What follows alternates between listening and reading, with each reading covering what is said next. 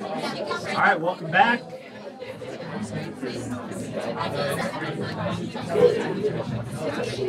We're going to go ahead and get started with our second session of the day now.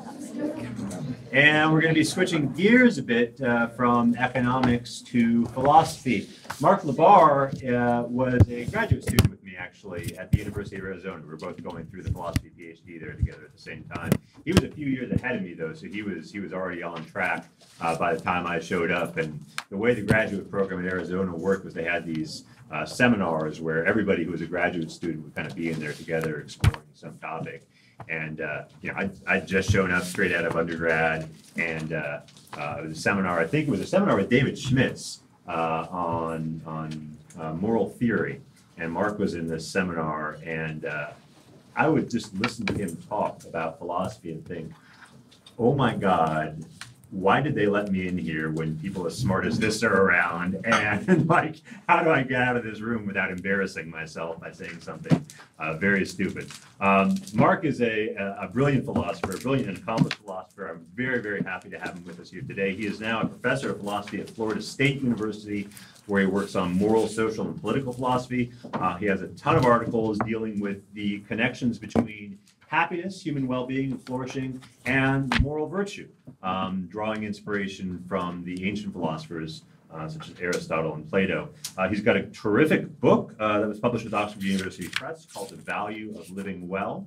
He's also edited a collection on equality and freedom. So really thrilled to have him with us today, and I'm going to turn it over to Professor Mark LeBar.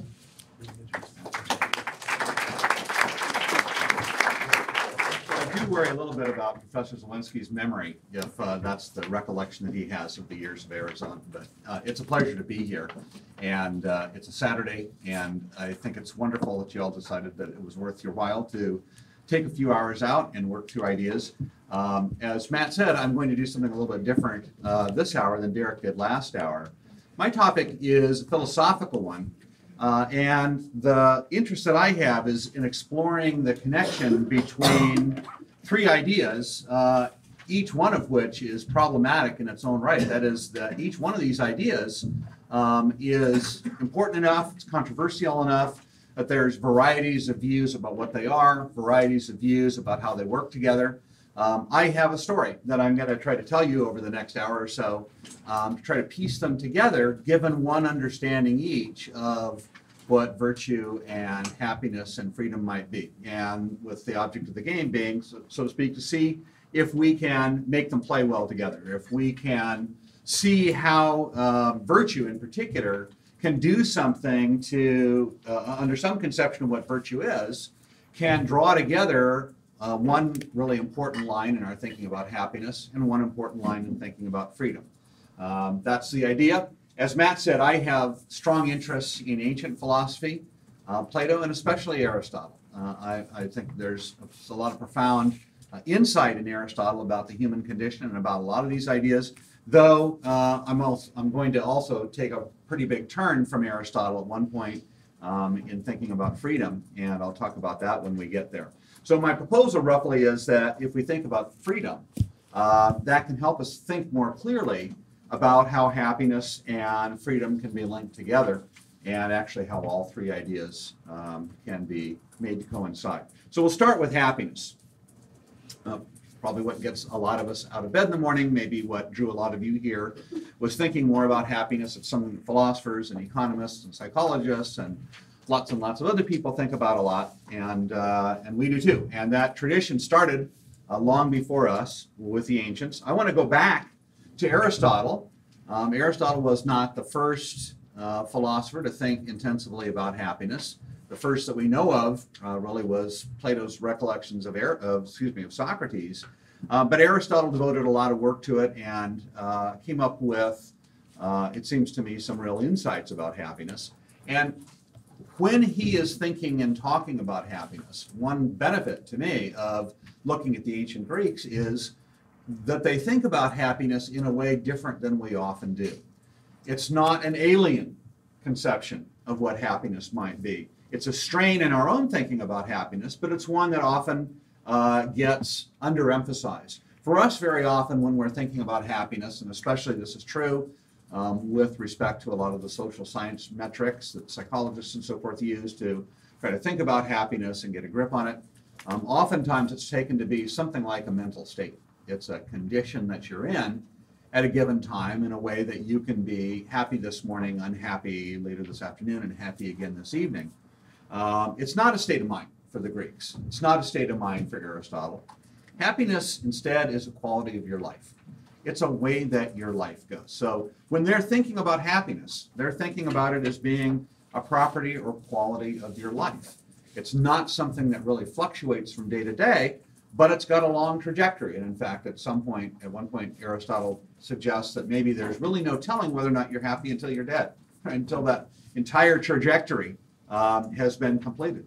So we, I think, can recognize that notion as being recognizably a form of happiness. Sometimes we'll talk about true happiness. I'm not particularly happy with that phrase. I'm not sure there's false happiness. But we recognize it in practices when we're drawn to thinking about people's lives as a whole. So for example, at weddings, right? Well, at weddings, we'll wish the wedding couple a happy life. And we're thinking there not that we wish them to be glad this afternoon in the same way that they were yesterday afternoon. We're thinking about a trajectory of lives that they have together, and we want those to be happy lives. And similarly with newborns, we're not wishing for them to have good states of mind. We're looking at them as people that are embarking on this trajectory of life that has lots of different phases, lots of different terms. We know some good things, some bad things are going to happen in it, but by and large, what we want for them is to have a good life. And so I think it's a readily recognizable conception of happiness that the Greeks are working with, and that's the one that they put the premium on. That's the one that they say really matters, and that should matter for our thinking about happiness and virtue and freedom and the other things that we're going to talk about today. So for the Greek, in Greek times as now, people agreed that happiness was a wonderful thing, but then went on to disagree what happiness is.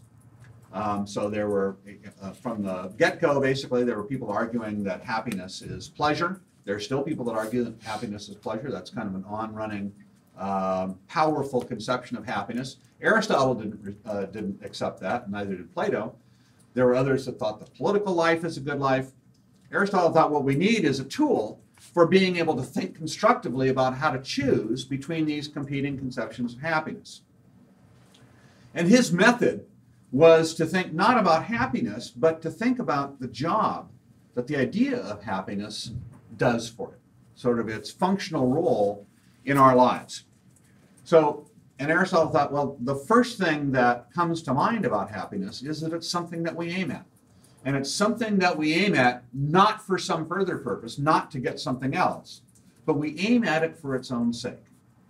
So whatever happiness is, it has to be something that can be something that we can aim at with our choices and our actions and the way we live our lives in some kind of way that we can recognize is for the sake of that own life, that kind of life.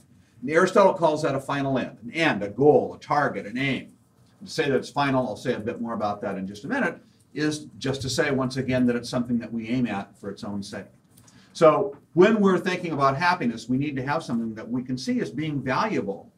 We can see it as commanding our allegiance in our thoughts and actions and everything else as being something that's worthwhile, that'll hold its value for us across the plan of a life. So Aristotle emphasizes in us that our lives are lives of practical reasoning. We think about what to do. We don't just act out of instinct as other animals do, but we're actively engaged in thinking and planning and doing something. And happiness plays a role in that process. Happiness plays the role of being the goal or the end towards which that planning is organized. So it has to be able to do that job.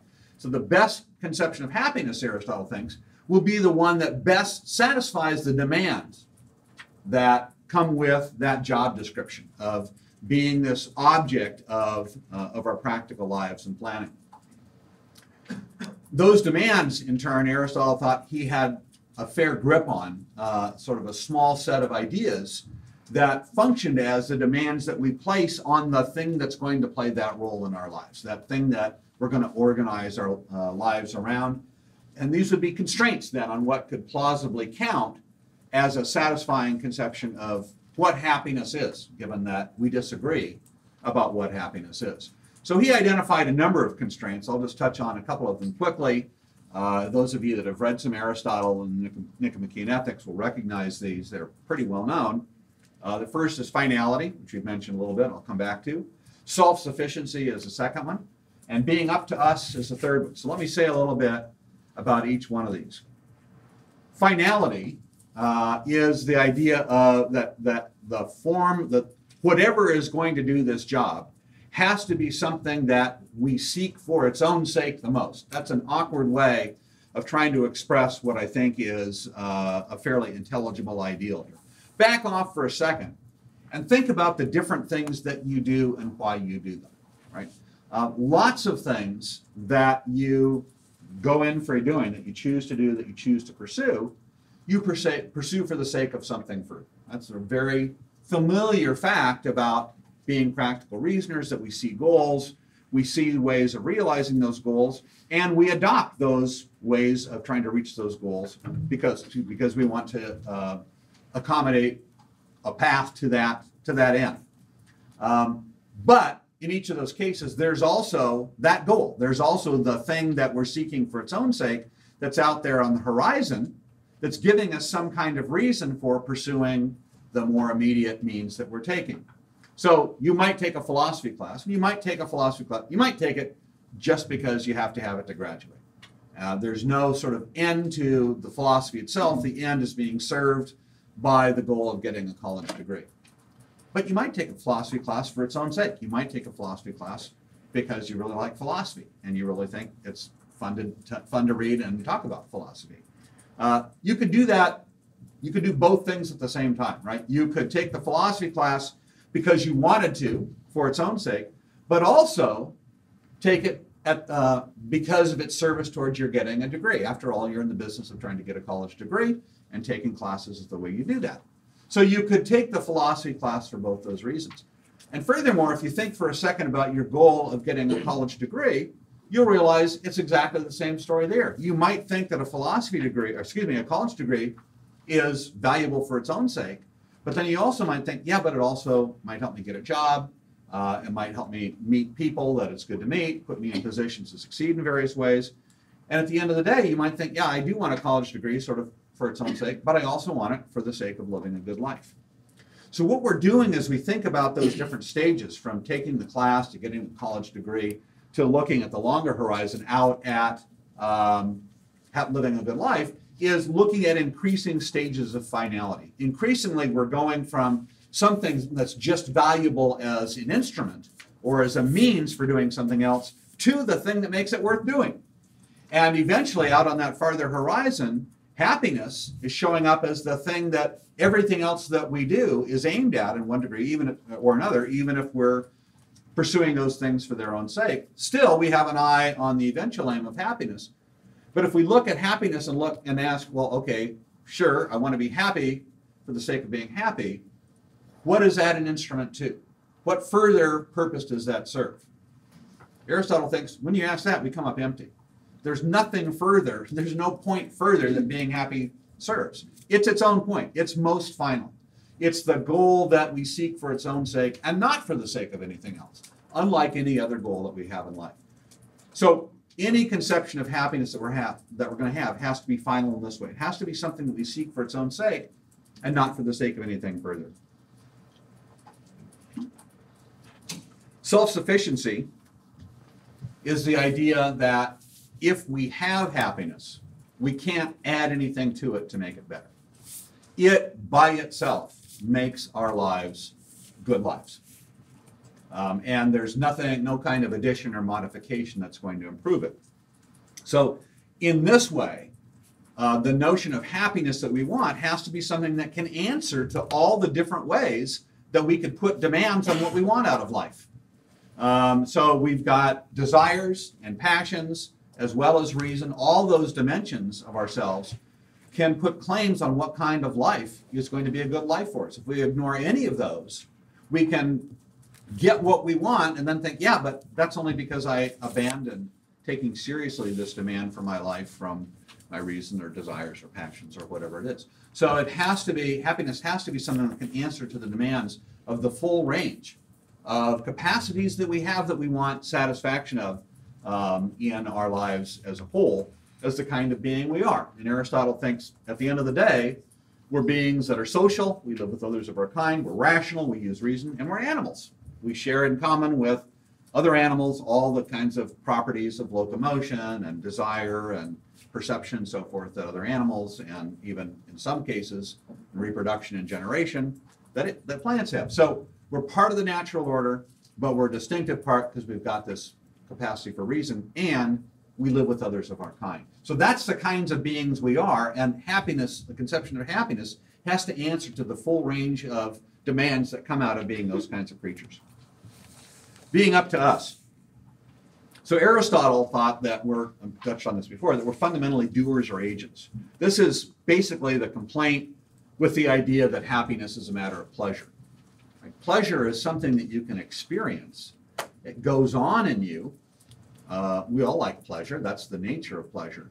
But it's a kind of experience that we have that we're just sort of hosts for. And Aristotle thought that's not the right way to think about pleasure. Pleasure matters, but pleasure comes in as something that is the product of what we do. More fundamentally than being receptacles of pleasure, we're doers. We're agents. We do stuff. And pleasure matters as part of that story about how we do stuff. It's really important because we really like pleasure. And pleasure is really good for us. But not in its place as a goal, but in its place as something that is supervenes on a life in which we're doing things. We're making plans, we're acting, and so forth and so on. So we're not just receptacles, we're agents. And what that means has implications for happiness. It means that happiness can't just be something that sort of comes raining in on us if we're lucky, as we're sort of standing around waiting for it to happen. Happiness needs to be something about a life that you live, something about a life in which you are doing things, something about you living your life as opposed to having your life happen to you. And that's the sort of key notion for Aristotle that's going to trigger the connection with virtue that I'll get to in a little bit. So Aristotle recognizes, unlike some other ancient philosophies, he recognizes a significant role for fate and luck, but he still thinks happiness isn't something that can easily come and go by others just sort of raining on your parade. It's something that you are making of your life over the trajectory of your life. So all these are qualities that an adequate conception of happiness has to have. The right notion of happiness is one that we can seek for its own sake, which involves our living and acting, and which we can find satisfying and fulfilling. It's a life for a social rational animal. It's not the same kind of life that other creatures are going to have being good lives for them because they're not like us. They're not social or they're not rational, even though they're animals. So his claim, where Aristotle settles out with this, is that that life, that happy life, that best kind of life that we can have, is a life of virtuous activity. The activity part, again, being something that we do. Being virtuous. The Greek term that is translated as virtue is arete, which it's excellent. So it's that we're agents, we're actors, we're doers, and what we do excellently. Aristotle also thought that, as I mentioned before, we need some luck. We need some external goods. What he calls external goods. We need things like health, wealth, family, and so on, and those aren't entirely up to our control. So there's definitely a degree of luck to this. So we'll come back to the role of virtue with this in a few minutes. Right now, what I want to do is, and I haven't obviously given Aristotle's argument for thinking that virtuous activity satisfies these demands that I said he was going to put on happiness. I'm just sort of rolling with that claim, although if you want to ask questions about that, we can talk about that a bit more. The main question for our purposes today is to sort of say, all right, well, we've got a candidate conception of happiness. It's Aristotle's. I think it has a lot going for it. What could it possibly have to do with freedom? So I want to switch now from having sort of explored a little bit this conception of virtue to exploring a little bit a conception of freedom. And here I'm leaving the Aristotelian tent. There's not a whole lot in Aristotle about freedom. So I'm benefiting from the thinking of later philosophers, later people thinking about freedom. So how might freedom connect with happiness? So I'm going to focus on a form of freedom that I think is plausibly the product of virtue. I'll come back to virtue at the end and talk about that relationship a little bit, and that I think we can see as forming a major part of happiness. This is only one way of being free. One thing, if you study philosophy and you start investigating freedom, like many of the most important concepts to us, there are lots and lots of different views, each of which has some credibility. It's not for nothing that people have pushed on a variety of different ways of thinking about freedom. So I certainly wouldn't claim that what I'm going to talk to you about now is the only concept of freedom, or the only conception of freedom, I should say. I am going to suggest that although there are others, this one is important in ways that the others are not, and that there's a special kind of significance to thinking about freedom in the way that I'm going to outline. And the way that I'm coming at freedom comes from a thinker that is 2 millennia after Aristotle, this Immanuel Kant, who's known for lots of things. I think probably not as much, he's not known as well as he should be for his thinking about freedom. It's rich and deep and complex, but at the bottom I think there's a really straightforward conception that is recognizably really important. And this is the freedom from being obligated by others in a way that you cannot obligate them. This is surely a philosopher's hobby horse, right? Worrying about obligation. And it doesn't seem like anything that springs readily to mind. I'm guessing none of you, in thinking that you're free, thought, yes, I'm a free man, I'm a free woman, because no one can obligate me more than I obligate them. But that's Kant's thought, and I think Kant has a deep and powerful insight here. And that's the form of freedom that I want to focus on for a few minutes, because I think that, number one, I think it's important in its own right as a conception of freedom. And number two, it's a conception of freedom that I think has a deep link with happiness through virtue in a way that I'll describe. So we can call this the freedom of equal authority. Authority is a fancy pants word in this context. All it means is the capacity to obligate somebody, the capacity to make it the case that they ought to do something. They owe a duty to you, perhaps, to use kind of stilted philosophical language. But the idea of obligation that I'm after here is the ordinary, common sense notion of obligation that we all operate with. And we all know about the sense of being obligated to somebody else to do something. So we have it in our capacity to change the world around in various ways so that we can affect the obligations that others have to us or that we have to them. One obvious way I can do that, I'm not going to focus on that here, but one obvious way I can do that is by making you a promise. If I promise you that I will pick you up at the airport, I acquire an obligation to you. I acquire an obligation to you to be at the airport when you come in and pick you up. If I don't do that, you have a claim that you can raise against me. Maybe you can sue me if it's a big deal, but irrespective of what the law courts do morally, we all know that I screw up if I don't show up when I say I will, because I obligated myself to you. And in various ways, we have the capacity to manipulate the obligations that we owe one another through promising and contract and in other ways. And the fundamental idea here is that we have to be equal in the ways that we can obligate one another in order to have this kind of freedom. So this freedom isn't freedom from being able to be obligated. We're moral creatures. We live in a world of obligation. We're born in it, we live in it, we die in it. We manipulate the world of obligation, and what Kant's thinking is that what we want is a baseline in which our capacity to obligate each other is equal. You can't obligate me in some way that I can't obligate you, and vice versa. Right? So that's this idea of equal authority. It's very easily overlooked. As I say, probably nobody in here had thought much about it before you came in. It's overlooked pretty much in the philosophical literature as well. Certainly, I don't think that it gets the attention and love that it deserves. If it's so easily overlooked, why do I think it matters? Why should we care about it? And the answer to that is it's the basis for moral relationships that are good for us. It's the basis to relationships with other people as moral equals. And here I'm resonating with themes that were in Derek's presentation. It's not an accident that we're converging on something. I'll sort of defend this idea in a little bit of length, but that's the idea. The idea is that this kind of freedom, this freedom from freedom of equal authority, is something that is a plausible foundation for good relationships with other people that are worthwhile having. I want to claim that without this kind of moral equality or this kind of moral freedom, freedom of other kinds also loses most of its force.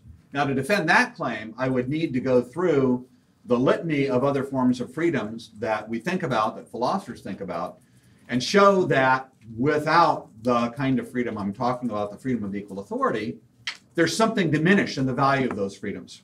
They lose some of their luster. They lose some of their appeal. They lose some of the importance that it seems to us maybe that they ought to have.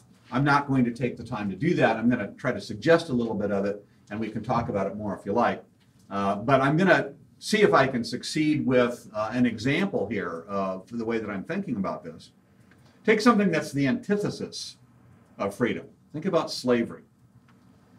And I want to suggest this sort of basic idea that there's two fundamental ways that a slave can be bound.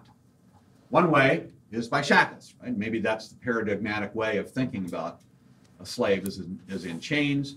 But the other way is by obligation to his or her master. No practice of slavery carries on without the pretense that there's an obligation of the slave to obedience to his or her master. That's the fundamental sort of moral field that slavery creates. That the master has the capacity to give commands, and the slave, on the other hand, is obligated to obey.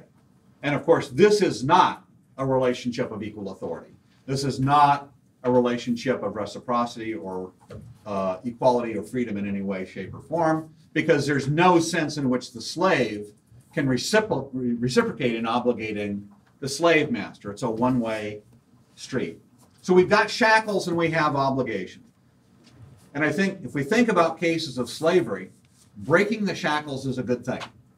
But if we think about breaking the shackles while maintaining the obligation, what we have is not freedom. What we have still is slavery. We have a slave who is not shackled. And again, I'm not a fan of shackles. I'm not saying being shackled is a good thing or it's an unimportant thing.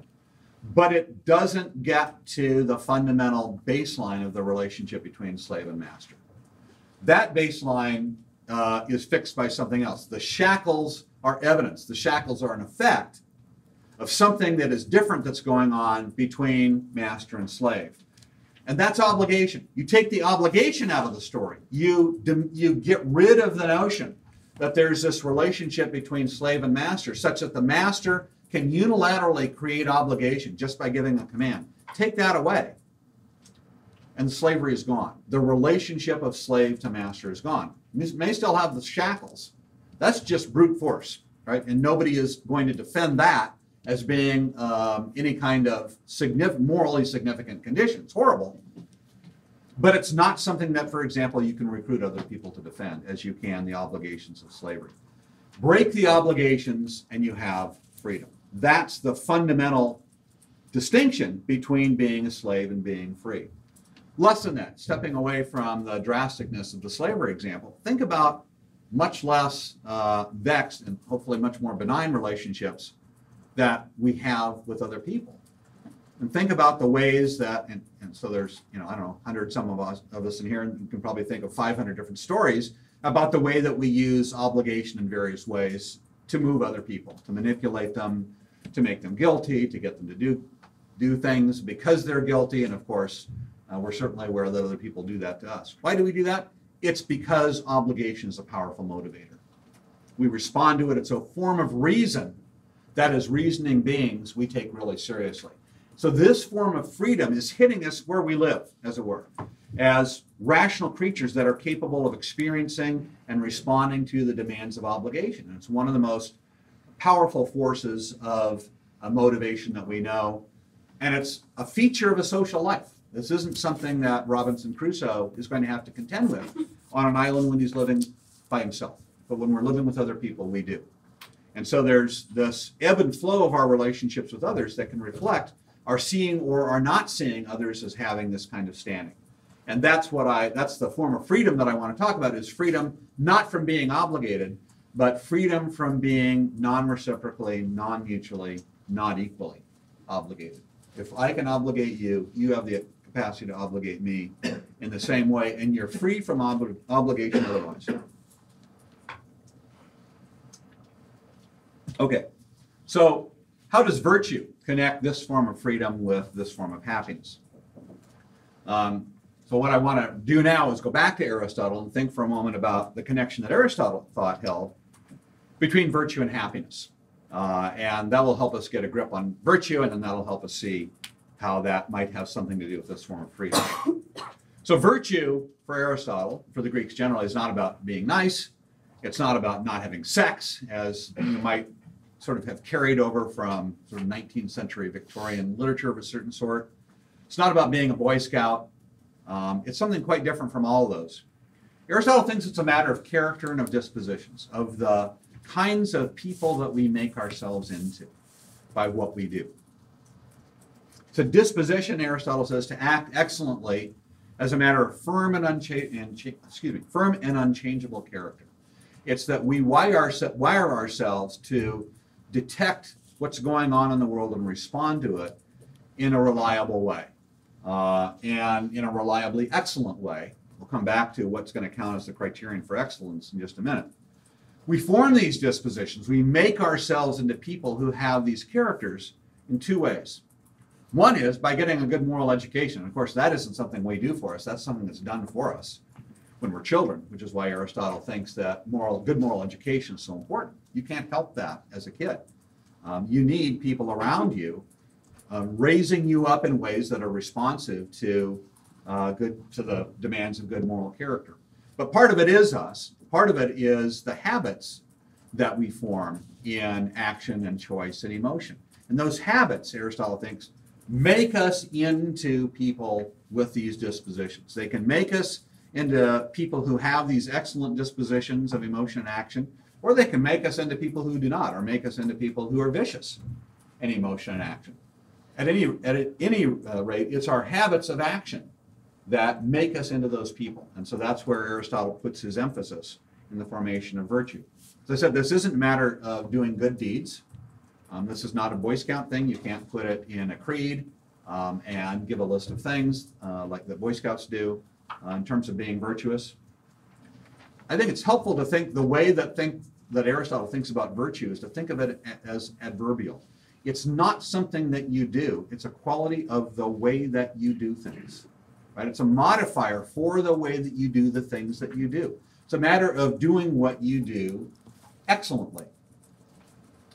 So Aristotle says in those with virtuous dispositions, the passions that they have and the actions that they cultivate and carry out are fine and noble. That's an aesthetic judgment as well as a moral one. These people are oriented at seeing the world and orienting their responses to it in a certain way that we can recognize as excellent, even though those people, their dispositions, the conditions that they're in, are all widely different. There's no reason to think that virtue is the same thing in two different people. There's an excellence in what they do that we can count as being excellent in both cases, but people are individual, they're different, and Aristotle emphasizes the degree to which these things depend on us as we are, as individuals, not as vessels carrying some kind of standardized cargo. So what's the connection with virtue of this sort with happiness? Aristotle thinks that all virtue of character involves what he calls hitting a mean, right? Something like an average, but the territory here is very vague. So I'm going to stick with the idea of a mean, because if you say it's an average, then it sounds like Aristotle's saying you need to sort of be an average amount of angry all the time. And that's not his view. His view is that you need to be at the mean of anger all the time, and that means responding in the right way, neither too much, neither excessively or defectively, to the conditions that you're in. If somebody is guilty of some minor annoyance, maybe a little bit of anger is appropriate. If somebody does something horrific, maybe a lot of anger is appropriate. And if you're too angry in the first case or not angry enough in the second, you've avoided hitting this mean. So The mean, Aristotle says, is highly particularized to the person and conditions of action. So again, this is a very individualistic story, and not only is it individualistic, but that mean is going to vary depending on who and where you are and the conditions that you're in. Varying conditions are going to call forth different reactions from you, different responses from you in order to avoid responding with too much or too little passion and action. So how much is too much? How much is just right? It would be really great, it would certainly simplify things if we had some kind of easy algorithm for identifying what that is, or a rule. Aristotle is one of the first to say, no, we're not going to get a rule for this. There's no formula. There's no book. This is something that calls for judgment. It always calls for judgment. And in particular, Aristotle says what counts as getting it right is what the judgment would be of someone who is practically wise and virtuous. So the standard is fixed in each case by what a practically wise person would choose to do or how that person would respond. And here's the thing. Again, the connection is, how is that connected with happiness? It's because practical wisdom is aimed at happiness. Aristotle thinks that virtue and happiness are joined at the hip. Happiness is the point of virtue. We pursue virtue for its own sake, but we pursue it for the sake of happiness, because happiness is the most final thing that there is. It's the thing that we seek for its own sake the most, even more so than virtue. So practical wisdom, Aristotle says, is aimed at happiness. This is a moral philosophy which is frustrating to philosophers that are most comfortable with thinking of, in the sort of modern paradigm that we've had for the last half millennium or so, of supposing that happiness is one thing, maybe happiness is the satisfaction of our desires, and morality amounts to a lid that we put on happiness. Morality is a constraint that we put on our pursuit of happiness so that we can live with other people who are doing the same thing without causing war with them, without causing conflict, right? So you've got morality over here, you've got happiness over here, you've got morality over here, and the two are in tension at best, in conflict at the worst case. Mostly what you want to do is happiness, but you have to suck it up and take some morality because you don't rule the world. That's a sort of modern conception of happiness and morality that the Greeks utterly reject. They utterly reject both that conception of happiness, because they think, at least Aristotle doesn't think, that happiness is a matter of satisfying your desires. He thinks that's not going to add up in the right way to satisfying those demands of the job description that the idea of happiness has to serve. But neither does he think that morality is a matter of putting a lid on your pursuit of happiness. Morality, virtue, is the way that you go about being happy in the sense of having a life that answers to the demands that we want to apply to a good life for creatures as we are, social rational animals. So on the Greek view, it's not, you couldn't get the picture wronger to think that happiness and morality are in tension. Instead, happiness and morality are joined at the hip and are mutually crucial in informing each other. So this link that as I see it, occurs primarily at the notion of practical wisdom. Practical wisdom, in fact, he says, just is knowing what's good for you. Right? That's, to be a practically wise person, you have to have a true grasp of what actually your happiness consists in. Right? So all of this story about virtue, all of this story about hitting a mean, all of it is oriented ultimately at being the kind of person who is living this life that we can see as good and satisfying. So for Aristotle, virtuous activity, in one sense, is always aimed at happiness. Now, I have to be careful with that. I don't mean to suggest that the virtuous person is always trying to make himself or herself happy. That would be a terrible proposal. It would be a really good way not to be happy, for one thing, and that's not what he has in mind. But I do think it's true that it's true in the sense that her judgment, her emotions, and her actions are always regulated in this way by a true grasp of what the good life for her is. So happiness is always sort of the objective out there. It's the North Star by which These thinkings about excellence, excellence in activity, and so on are focused.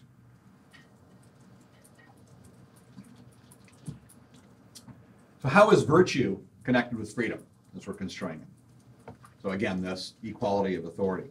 What I want to say is that form of freedom is served by the virtue of justice. There are lots of different virtues.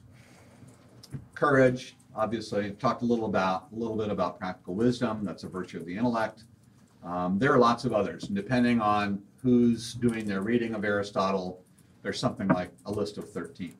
I don't put a great deal of stock in the particular list of virtues that Aristotle comes up with, because I think many of them were particularly directed to the form of social and political life that Aristotle had, which is not universal and may not even be right for most people. Neither do I put a lot of stock in the notion of justice as Aristotle thinks about it. Here I'm really going off the Aristotelian reservation, and I'm drawing from Kant to make this connection with freedom. I don't think it's a concept that Aristotle completely lacks, but it's one that he does not have the insight into that we've got in the succeeding couple of millennia. So I want to talk for just a minute about the virtue of justice, and this is the virtue of justice for individuals. Right? I'm not talking now about social justice. I'm talking about you and me being just people. And I want to suggest that the major part of having the virtue of justice, or of being a just person, is being able to regard yourself and those that you interact with as having this freedom.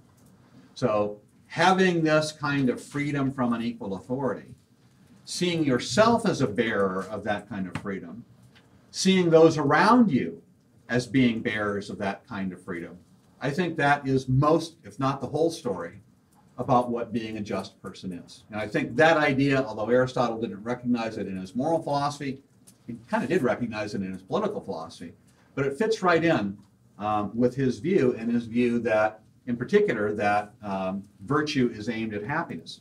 So the virtue of justice, if we think about it as being this freedom of equal authority, it imposes constraints.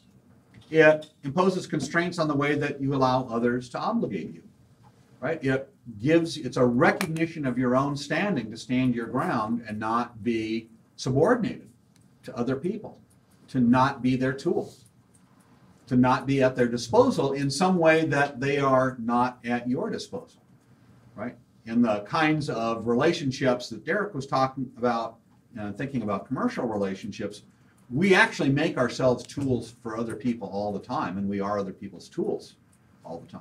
Right? When you go into the grocery store and you get a gallon of milk, you're treating the people in the grocery store as tools for delivering milk to you, and they're treating you as tools for delivering milk to them. So it's not that this is the way that Kant would put it, it's not that we don't or can't treat other people as tools, it's that we can't just do that. Treating them just as tools is a way of violating what the just person sees, and that's to see other people as not being able to be imposed upon in this way, not to have obligations imposed on them that they can't impose on us. And of course, this also means that there's limits on what we can try to obligate others to. We have to be respectful of them and see them as having this kind of moral standing that we see ourselves as having. So at bottom, I want to say this form of freedom is a profound form of respect for others. The attitude of respect is really the one that this is getting at. And the virtuous person cultivates the habit of seeing herself and those that she interacts with as being deserving of respect in this way. So what's the connection then? How does virtue then connect freedom from happiness? That's the three that I started out with that I said that I wanted to try to pull together. Well, what I want to say is that respect for this kind of freedom is the foundation for relationships with other people that contribute to our happiness. And this, again, because we're social people. We don't live lives as atomic individuals pinging around and unfortunately being stuck with other people who are competing for the same resources we are to satisfy our desires. Instead, what makes our lives good, what makes our life rich, are the social connections that we experience with other people. This is something that Aristotle emphasizes as well. Friendship, for example, is hugely important to all of us. Aristotle says no one would choose to live without friends. That kind of life is not a choice-worthy life for us. Love relationships matter hugely to us and to our happiness. commerce. This is the relationships that Derek was talking about and that I was just thinking about. Right? We live in worlds of commerce in which we're able to make other people better off, have them make us better off, by and large in ways that we don't have to think about at all. Why do we not have to think about it? Why does Derek not have to worry? Why do Derek and I not have to worry when we get into the Uber car?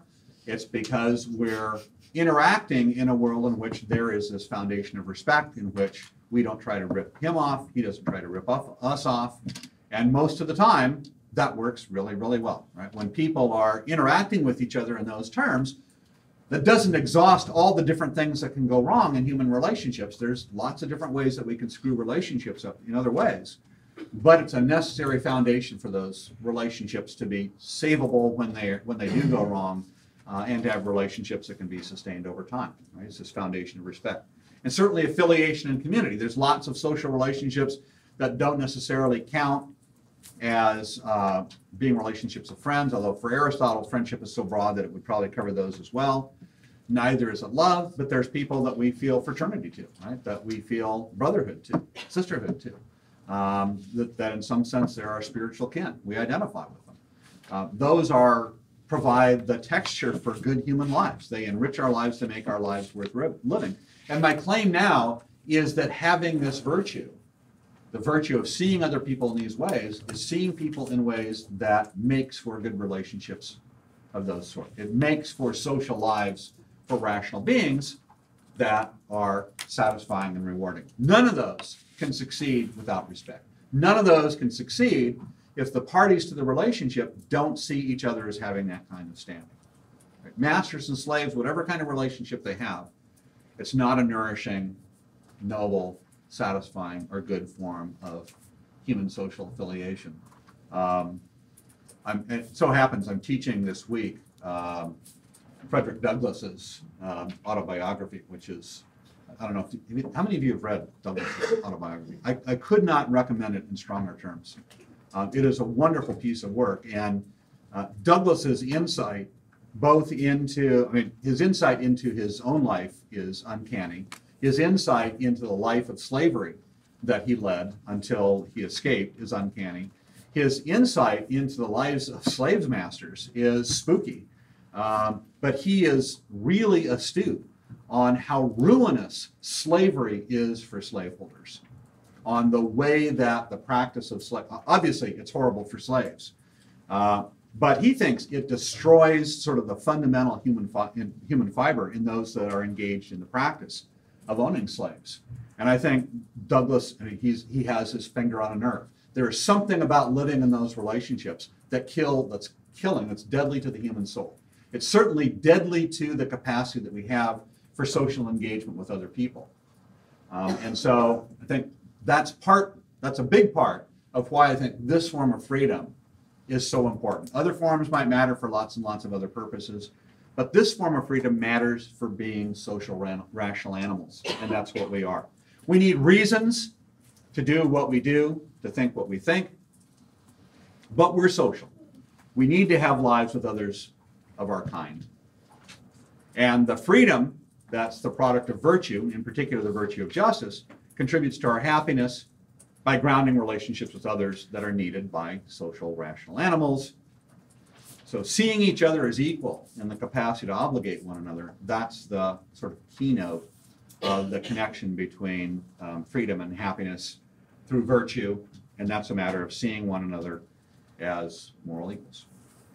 And that is where I will stop.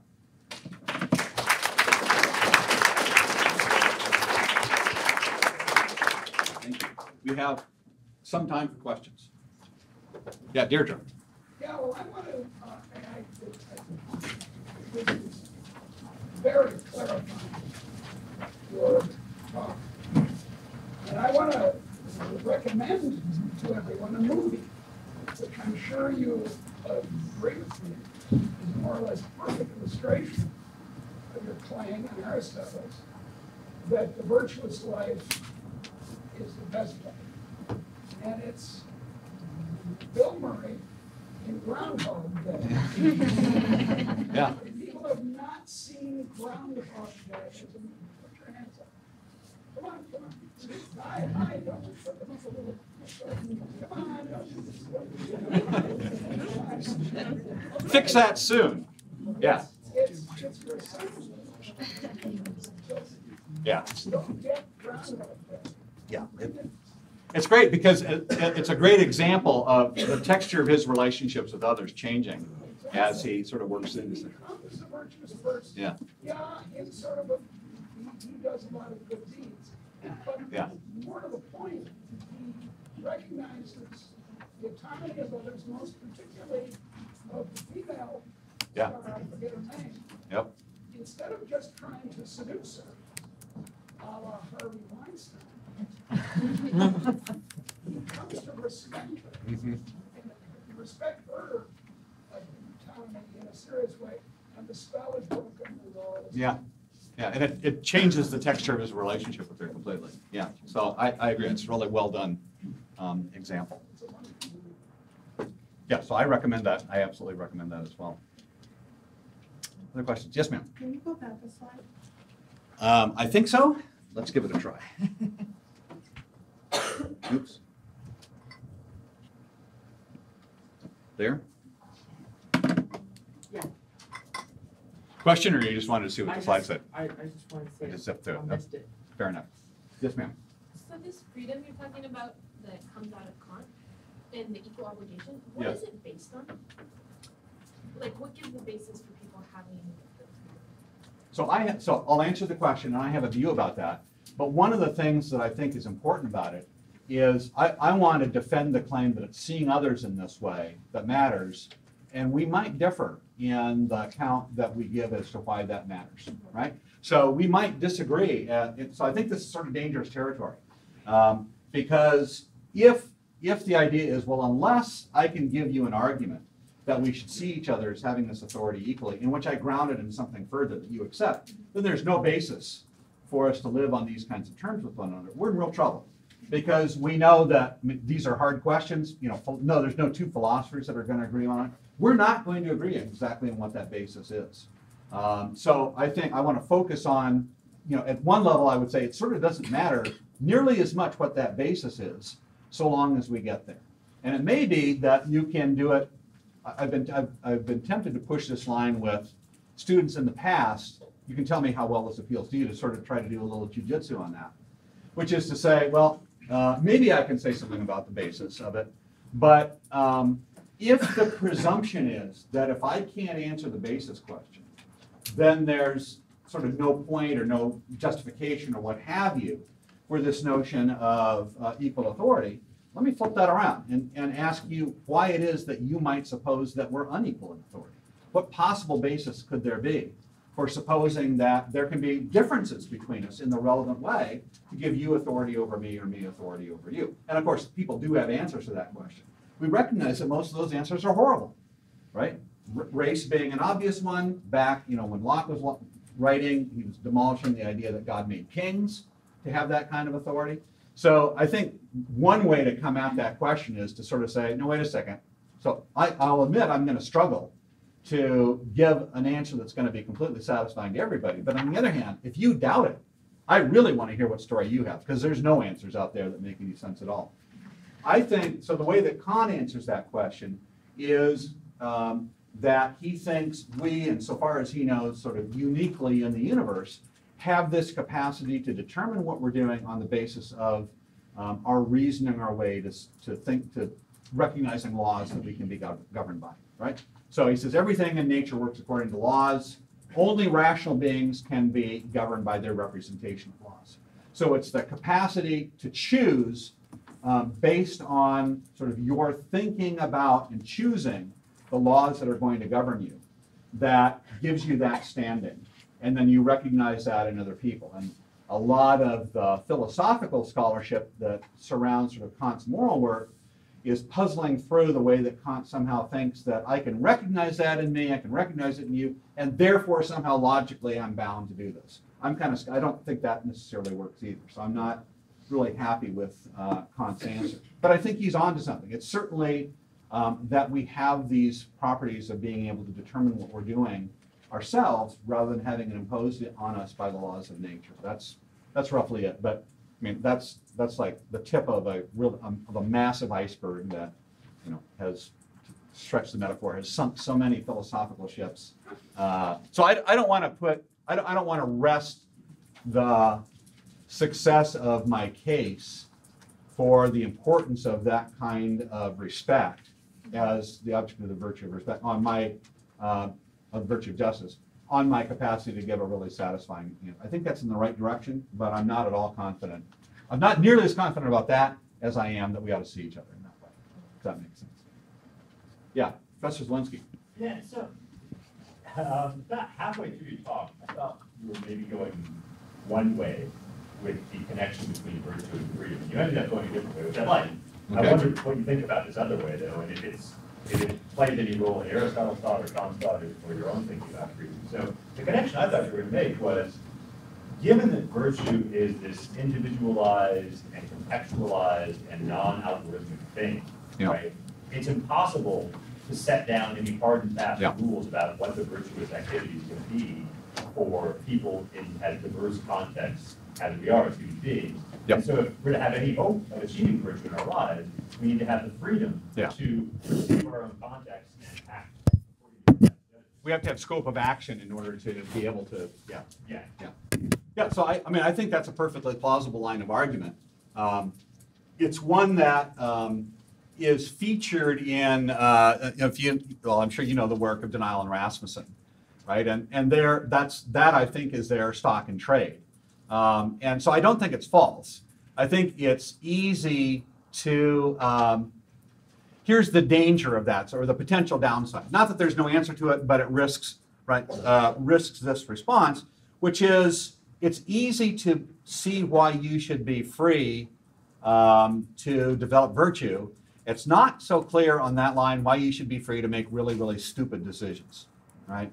And why, when you're going off the rails, the rest of us are not justified in jumping in to prevent you from doing so. So it looks like it does really well at half the story. It's at least at risk of giving a much less satisfactory story on the other side, which is, why should you be free to, screw your body up by taking, psychoactive drugs of various sorts? And so I think maybe there's objections of that sort coming from this direction too. I haven't thought about that as much, but that's one reason why I'm wary about that. That's the sort of stuff that Professor Hebron's going to be talking about a little bit more this afternoon. And I think that line of argument is more exposed to those worries. But I certainly think the fundamental point that you can't really develop these capacities if you're not free to do so, that's absolutely correct. No argument there. Yeah. What about something like role ethics, where people have authority based upon their role? Yeah. Does that derail your idea of mutual obligation? No, I don't think so. I think one thing that we do, so one story that is, I think, very often underdeveloped by libertarians. We're very keen on talking about property, but I think contract matters as much or more. And by contract, I don't just mean legal contract. I mean the way that we're able to enter into understandings with other people in which we undertake obligations and in which we undertake subservience. So one of the experiences for me that was really formative in sort of recognizing the power of this, I came to philosophy, I started in philosophy and then I left. I worked in the personal computer industry for 13 years and then came back to philosophy. And in one of those stretches, I worked for two different bosses in a couple of different Fortune 500 firms. And the experience of working with those bosses was absolutely wonderful. And the way that it was wonderful was they were smart, they were wise, they gave me good direction, they gave me support, they gave me protection from interference from others in the organization. And for me, working for them, being subordinated to them was it was some of the most satisfying work that I've ever done. Now, also having worked in those companies, I think I was extraordinarily lucky because those bosses are far and away outweighed by the idiots that give hierarchies the deservedly bad name that they have. But I think hierarchical relationships themselves aren't bad. They can be bad, and I think the place they go bad is when people start screwing up the nature of the authority that rests between them. And I think a good boss recognizes that, so to speak, they have the authority that they do on trust, right? That they've got people working for them that have entered into an agreement with them to stand in this relationship because they think there's mutual advantages. And to the extent that parties are in that position, which means on the boss side, right, they have to have recognition of a kind of responsibility that comes with precisely that kind of role. So I think role, that's not going to cover everything, right?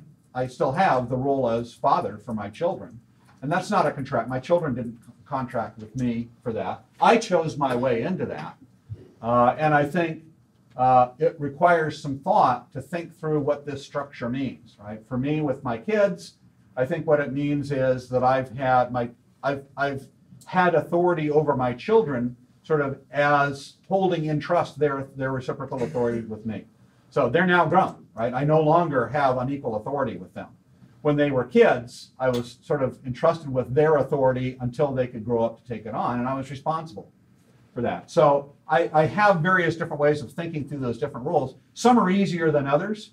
Some I think, I grant that some of those, it's uncomfortable to think about in terms of these authority relationships, and so they give me pause. But then I think, well, if you flip it, you think, okay, well, the unequal authority to obligate, then let's inject that into the situation, and things just go to hell in a handbasket.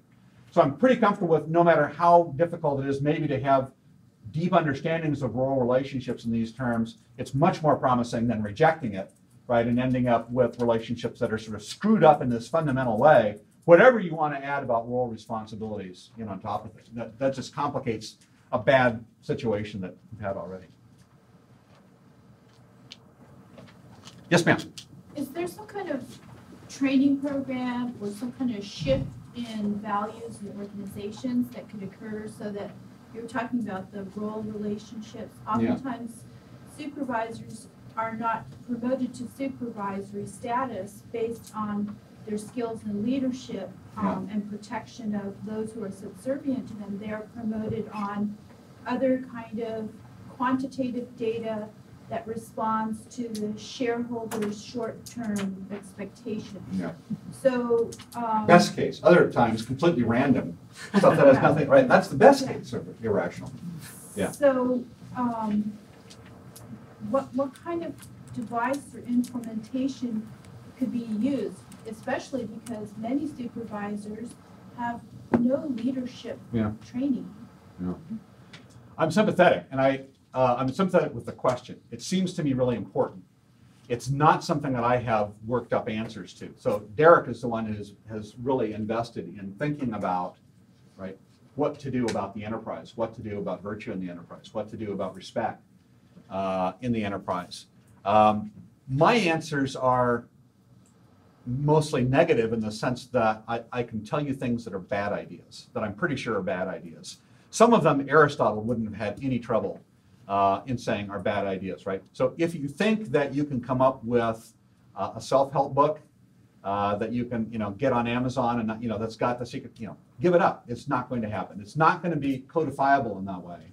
Partly because the social environment in which we're operating, right? Just even without having the organizational and role relationships that Todd is thinking about, those that come about in organizations, those are complex enough to begin with.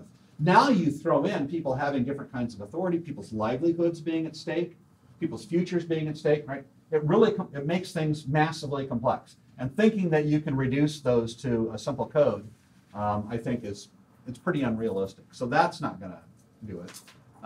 Having spent the time that I did in organizations and going through various and sundry different kinds of human resources, workshops and stuff, I just thought most of those were just stupid. I got an MBA at one point, and in the MBA I had these organizational behavior classes that were those. I just wanted to put my head in the gas oven most of that time. It was horrible because it was a recognizable result of people wanting to get a grip on a really hard, maybe intractable problem in the sense of providing codification, right? So there's an easy answer that I can give that's not codified, and that is sort of think about being virtuous, right? This is the Aristotelian response is think about modeling what you do on the wise and virtuous people that you know and cultivate virtue through habits of emotion and action. So that's great. That's often not the kind, it's certainly not the kind of guidance that you can give in the organization to say, you know, look, if you're going to be vice president, here's what you need to do. So it won't help in that way. I don't know. I mean, this organization that I was in, this was actually in Orange County back in the 80s and 90s. And the contrast to me between the good bosses that I had and the bad bosses that I had was really stark. It was the difference between working for people who were smart and had some kind of deep understanding. I think they had a deep and intuitive understanding of the things that Derek was talking about. They understood as bosses that their task was to facilitate the people who were under their authority, facilitate those people being able to make maximum mileage out of their skills and abilities and time and so forth. And they saw themselves, I think, less as giving directions and more as clearing obstacles, that, you know, hire people. They wanted to hire people that were good, and then they wanted to clear the way so that those people could create value. And when they did that, it was absolutely wonderful. And then, you know, they left and other bosses came in and it was like, oh man, you know. So I wish that I wish I had a good answer. I think I would be a very wealthy man if I had a good answer to that question. I haven't seen answers that have seemed to me really satisfying, and I haven't worked in corporations now for some years. But you read Dilbert? Yeah. You read Dilbert, you know, I read Dilbert religiously because he's just got it pegged. He's just got the manifest. How do you guys know what Dilbert is? You read it? Yeah. He just has the pathological relationships that go on in those organizations. He just has them wired. So I wish I had better news. Yes.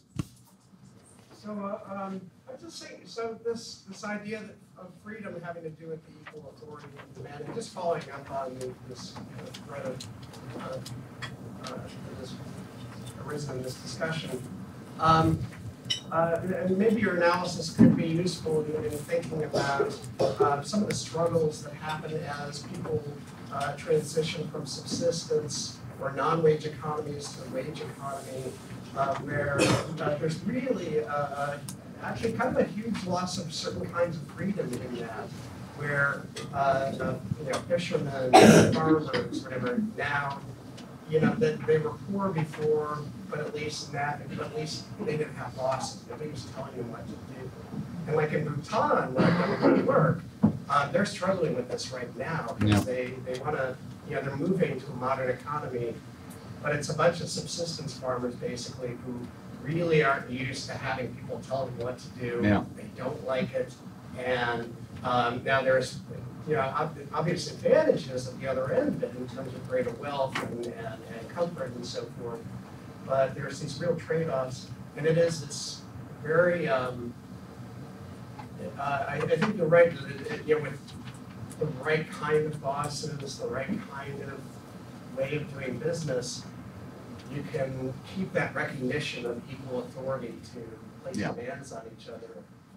But it's really hard to do that. Absolutely, it's possible but difficult. I couldn't agree more. And I think that you're right, because so I'm not sure about the exact cases that you're thinking about, but it's certainly the case that if you are unproductive enough, right, nobody's really going to mess with you because it's not worth their time. But now if you start becoming productive in one way or another, start becoming associated with a commercial society to any degree, where your labor and so forth starts to be able to be leveraged in the different ways that modern economies leverage labor, all of a sudden there's something there for predation to take as its target. All of a sudden you become a worthwhile target for people to come and appropriate you or your labor or your time or something like that. And I think the moral mischief occurs because, well, predation can and does go on entirely without any kind of support. I don't think it's stable at all without a presumption of a legitimate kind of authority, right? So what happens very early, right, there's this whole theory, Manker-Olson's theory of states, is that they're stationary bandits, right? That you have predators that just sort of put themselves in position to where instead of going around and stealing from people, they can set up shop, prevent other predators from coming in, and meanwhile just sort of, you know, rake the profits off the top of those that are unfortunate enough to be subject to them.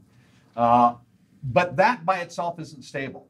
That by itself won't work in the long run unless we can dress it up with trappings of the authority, of the power that's being exerted, taking the form of being an exercise of authority, right? And this is, of course, what went on in the antebellum South, right, with wave after wave of theory legitimating the institution of slavery, right? Saying nakedly, yeah, this is completely wrong. We're unjust people. We're treating these people unjustly. It's completely indefensible, but damn it, we're the ones who own the chains and the clubs. That never would have worked, right? The process that had to go on was you got the chains and the clubs and the shackles, but meanwhile, you've got a story that's explaining, why it's okay for white people to have this kind of power over black people. It needed that dressing up and that kind of moral legitimation, I think, exactly to answer to the moral demands of this kind of equality in order for it to be sustainable, certainly for themselves, but also, unfortunately, for a lot of the slaves. Right? That's Douglas's complaint. So I think there's tricky dynamics, and I don't want to say that there's no sort of interaction of these moral issues with power and with hierarchy and so forth. And that they are very tricky. I just want to say this is the sort of necessary foundation stone for sorting out how they can be non-pathological. Yes, ma'am. So does Aristotle believe that virtue is we're born with that moral compass?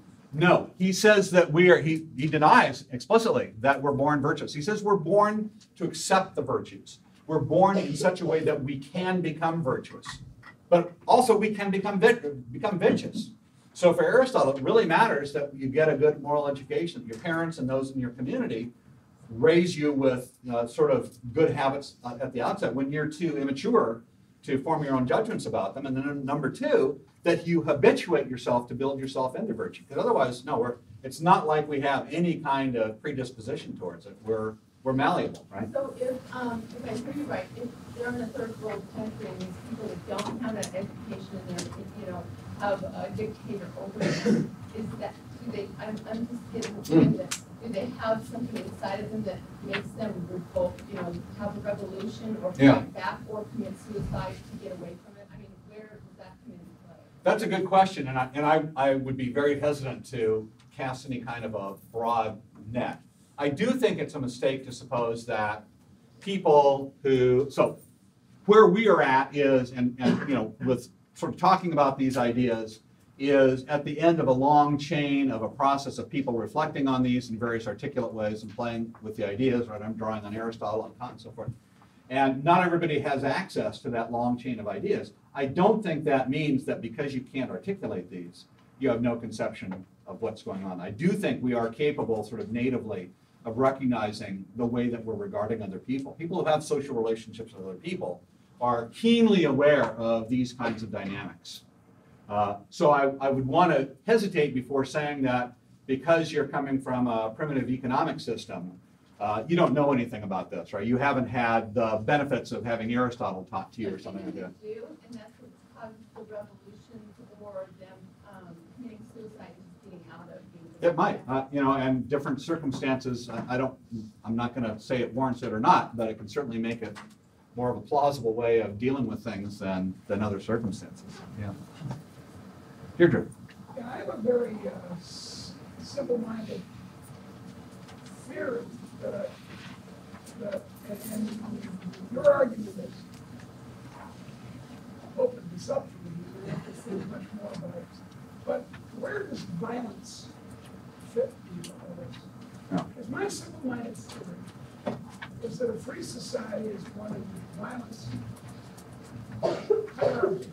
Men over women, masters over servants, or slaves, etc. Or for that matter, the states. Yeah. So good question, because I mean, clearly violence is a kind of modality that we can use to relate to one another.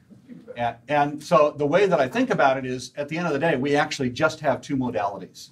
One is violence, or sheer exercise of naked power, one way, physically, at the end of the day. The other is through this kind of route, the route of respect and equal authority, which opens up our use of reason with one another, right? This is the way, this is the avenue towards something other than the sort of Hobbesian picture in which it's just sheer brutal power. But clearly this fails, and there are individuals that reject this modality, and violence may be the only form of modality that's open. So I don't even want to say that violence is always wrong, but it's clearly a really bad recipe for human life when we can do anything else. So yeah, that's the fail state, right? That's the way that I think about it. Thank you all for your time.